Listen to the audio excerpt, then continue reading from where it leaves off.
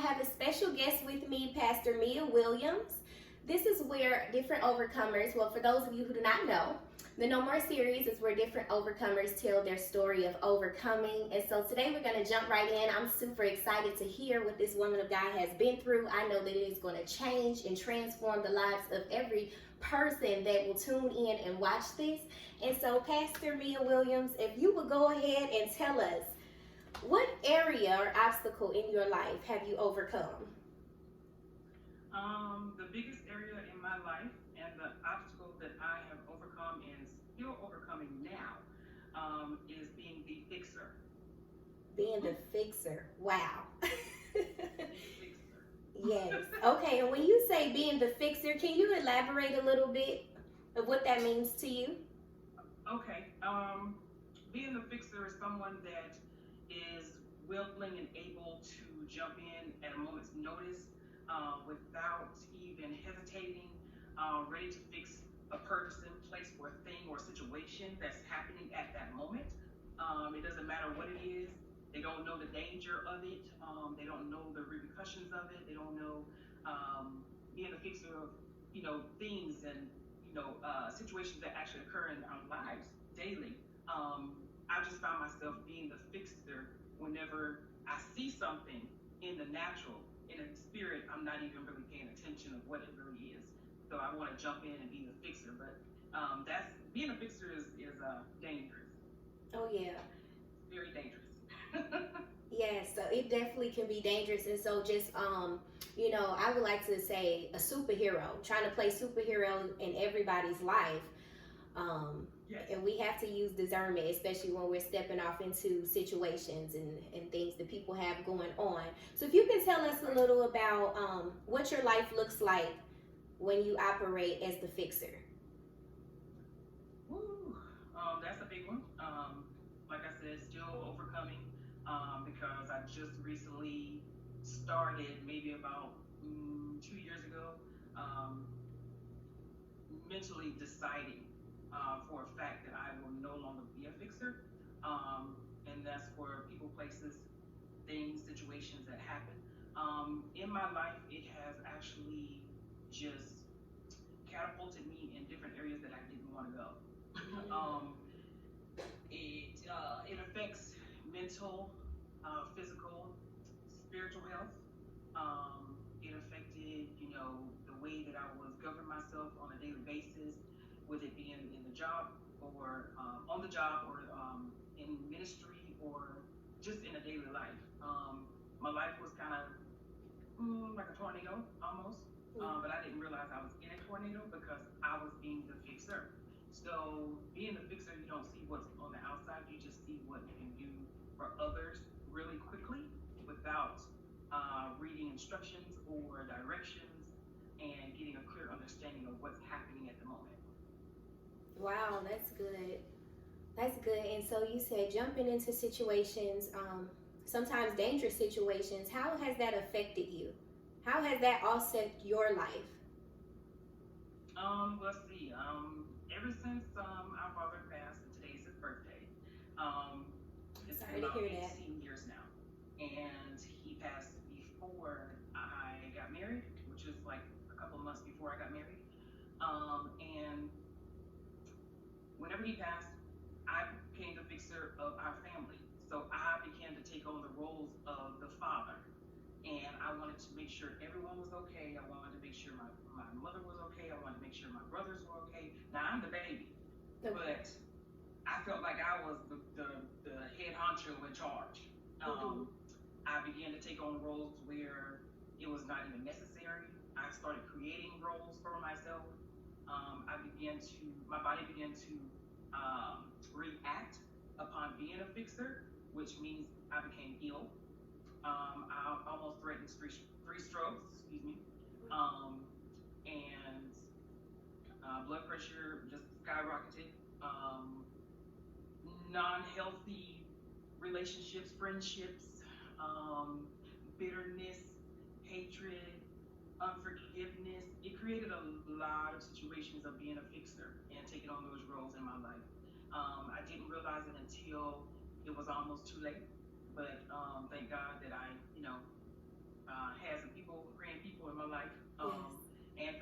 members that were praying for me to make sure that I was doing what I need to do for kingdom and not for, everyone else. Because if I can't take care of myself, how can I take care of someone else? Right. So I was neglecting myself. I was, looking at myself as a, unworthy person. I didn't feel like I fit in. I felt like I was always on an island by myself. And I sometimes put myself on an island by myself because I was the fixer. Knowing that I was the fixer at that time and still overcoming that because sometimes I find myself wanting to fix everything right now, but I can't because I know where it took me then and I don't want to go there now. So I'm going into my future with a bigger outcome, bigger plan, a bigger, I don't know what the word is, but it's a bigger outlook on how I need to live my life. And I need to do it with God first. Yes. That's it. Nobody else but with God, because he'll do everything else in the end. But I can't worry about things. I used to worry all the time. I used to, like I said, get sick all the time physically. I used to have, like aches and pains in my body that I didn't even know I could have aches and pains in certain areas. Mm-hmm. I was like, why am I feeling all this? But it actually helped me to realize that no matter what I was going through, that I had to let go. Yes. No matter what. Yes. I had to let go because it wasn't my problem to fix. It wasn't my situation to fix. And they weren't my people to fix. I always want to say, you're my people. You're my people. Oh, no, we're family. Oh, no. Even if it was friends or associates or anybody, even in ministry, I'm always carrying them like they're my family. But I'm like, Lord, help me. I say help me. Or we end up saying help me, Lord, but we really don't want his help because we think we can fix it. So I had to really consciously, in my mind, tell myself, you need to stop and let go. Yes. And with being a fixer, Mm-hmm. That let go part is hard. It's very hard. I'm a fixer myself. And it's very hard to let go because you don't want to see people struggle. You don't want to see people lack. And you feel like, if I can just help them, things will be better, So I definitely get where you're coming from as far as that. And I'm glad that, you have decided to put yourself first and step away and learning to let go, because it can be hard. Like I said, it's a process to let go. But then most importantly, giving those people back to God. When you hear about something that's going on, you take it right into prayer. Okay, Lord, you know what's best concerning this situation. I can't do this in my own power, and this ain't even my fight. So, Exactly. Yes.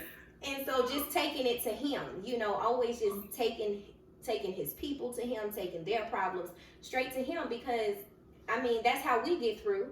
We go to God. That's how we get through. You want to know why? Because the fixer never has somebody to lean on. If I could scream, I would. Go ahead and scream. Wow! Yes. Yes. So true. You get it. Yes. I told you, I struggled in that area. And make tears come to my eyes. Wait a minute. Okay, I'm good. Yeah, I really struggle with that, and so I definitely understand where you're coming from, and I'm glad that you're taking those steps to overcome, because it took God to relocate me twice. Not one time, but twice, for me to step back and learn to give the people that I love, back to him, and not try to be Lord over their life. Because see, sometimes, and I'm not trying to get all into this, but sometimes God will put people in positions for them to surrender. You have to understand that you have given your life to Christ, and you have decided to surrender and trust him fully. And so the people around you, they can see that, but they come to you thinking you can fix their problems. But you have to point them to Jesus, because when your back is up against the wall and when you're going through stuff and you can't figure it out, who do you call on? You call on Jesus. So you have to send them back to that source. The same source that you get your help from, you have to point people back to Jesus. And another thing that I learned, sometimes God will hold things up in your life because you're so busy being the fixer.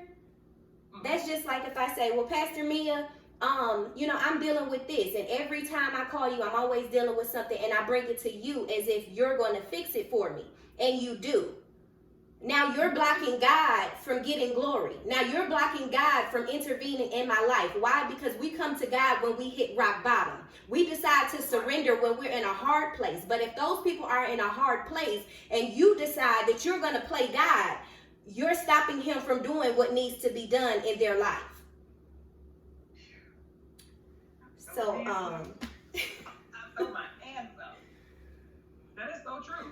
That is so true. We want to be the fixer so bad that, in our minds, we know that we have the solution, but we really don't, because we're still learning ourselves. And whenever we are learning, we can't give what we don't know. That's right. And if we're not studying, if we're not, really turning things over to God, yes, to let him do his job. Yes. He's already done his job, which is, he died for us on the cross. So whenever he died, I was supposed to die. I was supposed to die, but this flesh got to die daily. Yes. So, and that's a daily effort, and that is also a daily effort of a fixer. A fixer has to die daily, because we can't get caught up. Fixers can, get sidetracked, and then, we start losing track of what we're supposed to do for kingdom and what we're supposed to do for, what the Lord has told us to do or instructed us to do. We forget about our blueprint, and then we start doing other things that doesn't even belong on our blueprint.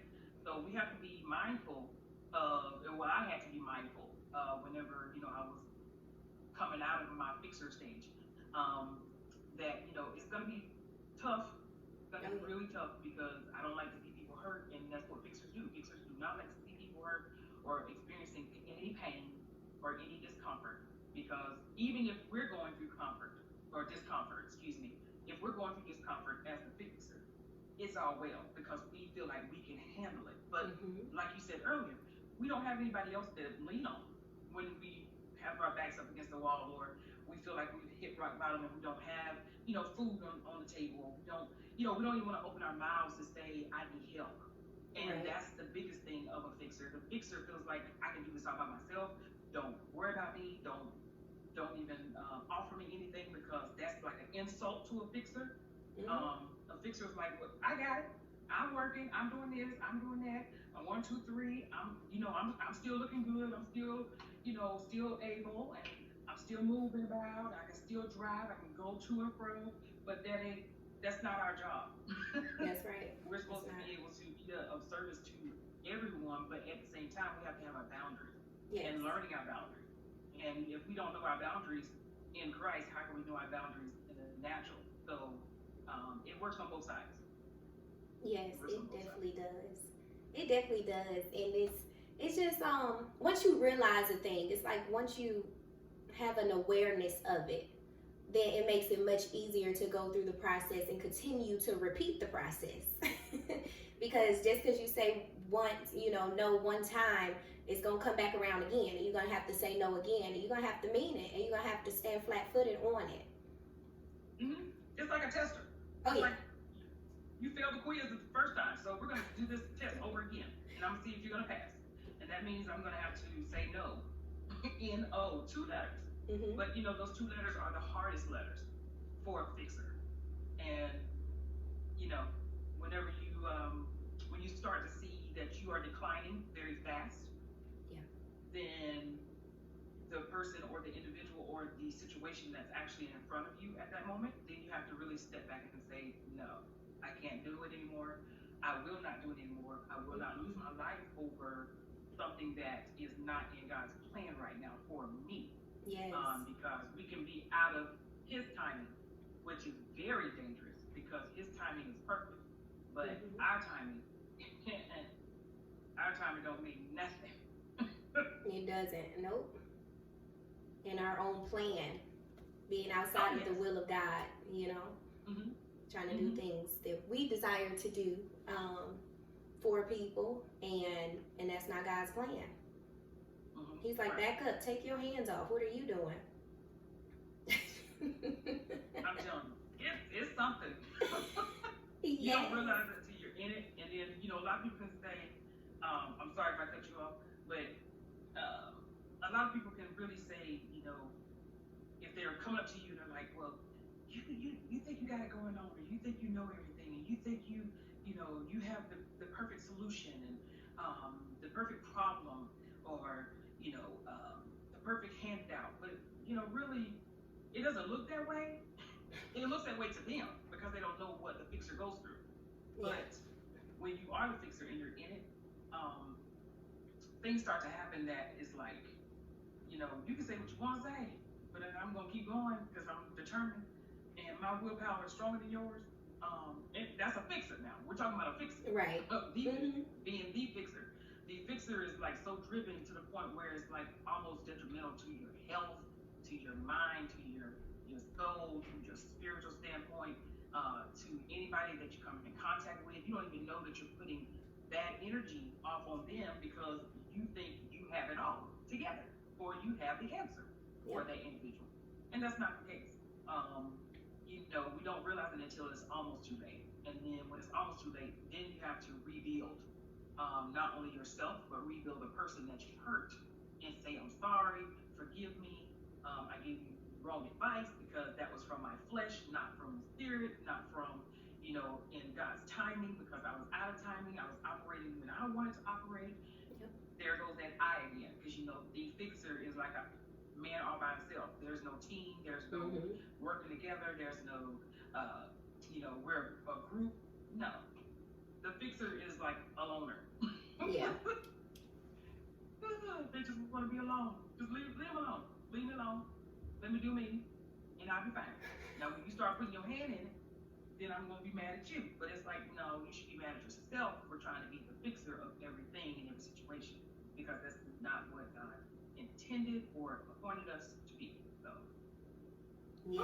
That's a thought right there. Yes, it is. Thank you so much for that wisdom. And so as you are going on this journey of letting go and taking your hands off, what does that look like? What's a few practical steps that you can leave our audience with? Let's see. Well, letting go and the steps to take, I would say it would be seeking great counsel first, knowing who is around you, who's in your circle, who is by your side, like for real. Yes. I'm just talking real because that's who I am. I'm not sugarcoating anything, but knowing who you are as an individual first, Yes. Not just an individual in Christ, but as an individual, as a person. Like, I am a woman. I am beautiful. I am wonderfully made, but at the same time, I also make mistakes. Yeah. I am human. I'm not a robot because the fixer wants to be a robot. I can't do everything, even though I try. So I have to give up, and let go. Yeah. Another step I would say for individuals that are trying to kind of get out of this phase of being a fixer would be prayer and reading the word. Yes. Prayer and reading the word. Prayer and reading the word. Yes. For prayer and for prayer. Yes. Because it's going to take some nights when you really want to go to sleep, but God's like, no, I need to talk to you. Or God's like quiet and you want to talk to him and he's like, I'm quiet, I'm just going to see what you're going to do. Because that's what God will do. He will be quiet to see what you're going to do. That's right. Because he's already told us, he's already given us instructions of what we need to do. But like I said, the fixer gets in their own way. And we stop hearing from God because he's like, okay, I'm going to sit back and I'm going to let you do what you're going to do. Since you think you know it all, since you created you, I'm just going to sit back here and cross my arms, and I'm just going to wait till you say, Jesus, help me, or Lord, help me, or I need your help, Lord. That's what the fixer does. Letting go, another step, if someone is really trying to, overcome this, would be, I wrote some of these things down because I was like, I'm going to forget some of this stuff because I get so excited. Yeah, no problem. Is acknowledging that you're not God. Yes. Yes, God created us, but we have to acknowledge and say it out loud, like speak it. When we speak it out loud, then we have to be now accountable to it, because our words have action and they will perform. So Oh yeah. if I'm speaking, I'm not God, Lord, you got to handle this.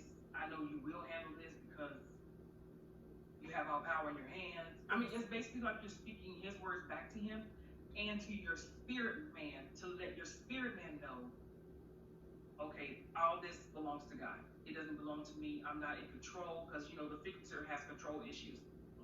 Oh yeah. Yeah. have to put have to put yourself under the subjection of Holy Spirit. Honey, yes, yes. And it's so key. Yes. Another practical step I would say would be, just arresting your mind and your spirit and your body and your thoughts, arresting your thoughts that are up here because that's the playground for the enemy to come in and just stir up things in the sandbox and be like, oh, I see a pail over here. I need you to go get it and then dump it on your friend. No. Right. Already wrong. Already left field. Like, why is the enemy playing in your sandbox up here? Like, expel the sandbox, expel the enemy in his thoughts and his suggestions, because that's all he does. He just makes suggestions. Yes. And all we have to do is either agree to them or expel them, because the mind is very powerful, and he knows that, and we know that too, because what we think it shall come out of our mouth. So if I'm thinking positive and I don't want to be the fixer anymore, and if I don't want to be whatever we have issues with, or whatever the world is, has issues with on a daily basis, whatever the issue may be, it can be anything that is greater than what we think, but it's not greater than God. So we have to actually expel the thoughts that are negative, that are harmful, that can be detrimental. Again, like I said, it can be detrimental to our health, and it can be detrimental to our families, to our ministries, to whatever we're doing as far as business wise, because we meet a whole lot of people in business, especially if you have your own business as a black woman, a black powerful woman of God, and who's owning her own product and her industry, and is growing. The enemy wants to play with it. Oh yeah. And he wants to find any kind of avenue that will trip you up. He want to find the triggers. That's what I call them, triggers. And for the fixer, the trigger for the fixer is being told, I got this, don't worry about it, you ain't got to fix me, you ain't got to. But the fixer is now insulted. So you really have to really let go, and you really have to arrest your mind to say, let it go. Arrest your mind, because you got to sit down, sit still, because you're doing too much, you're thinking too much, you want too much, you feel like you have the solution, but you don't.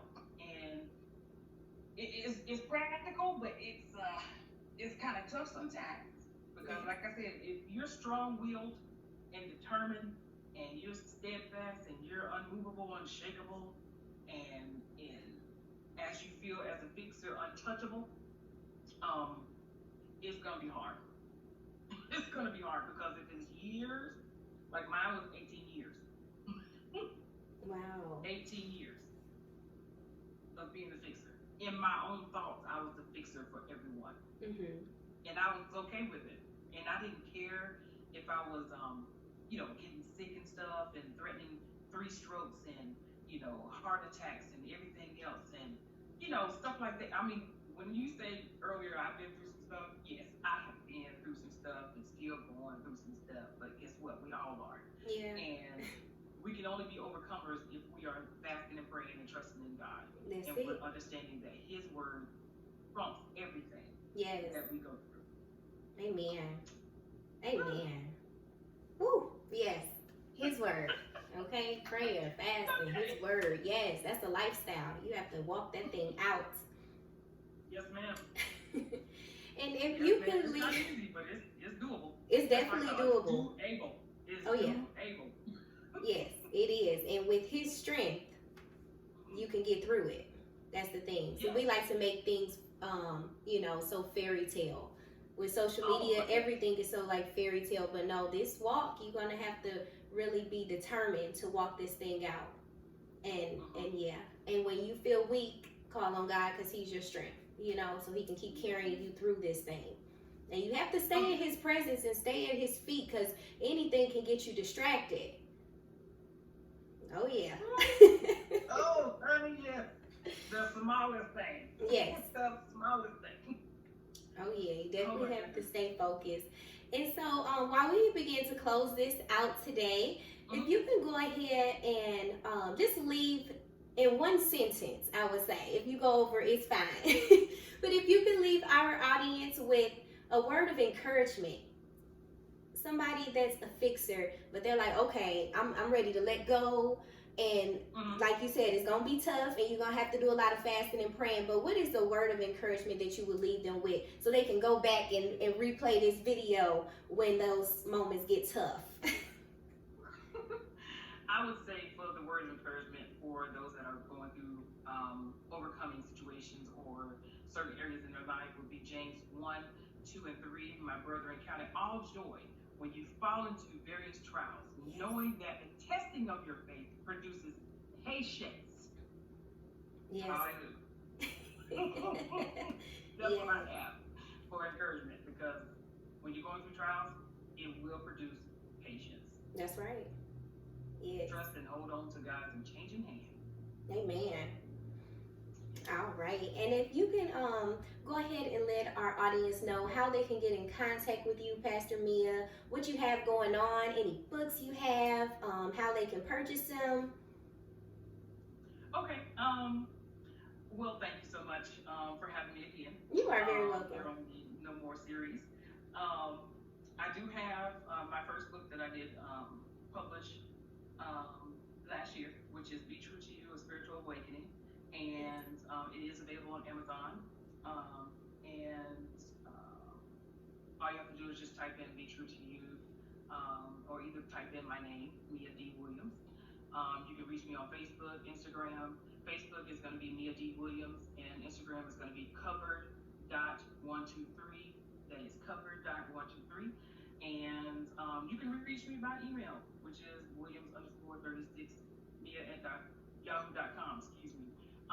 If you need any word of advice or anything like that, or prayer, you can also contact me by phone, which is 704-291-1621. I don't mind, because I am who I am, and I love what God is doing in my life. Yes, amen. And thank you for that. I also make all of your information, especially your book link and stuff, so people can purchase that and support you with what God is doing in your life. I'll make it clickable down in the description, so you guys definitely go and support, buy her book, Be True to You, The Awakening, A Spiritual Awakening. I also have that book, and I love it. I love how you have the journal in there. Ooh, keep doing what you are doing. And I would like to leave you with a word of encouragement to just keep walking this thing out. You know, it's not an overnight thing, which you already know that, but keep going. God sees you, you know, and don't try to please nobody else. God sees you and he knows your heart and he has work for you to do. So let go and let him be God. Yes. Yes. Yes, ma'am, I will. And thank you so much again. And Volume 2 is coming out with Be True to You this week. Yay! Yes. So stay tuned, because the volume 2 is coming out. Well, thank you so much for joining today. It was a pleasure speaking with you, and you have a wonderful day. Thank you. You too.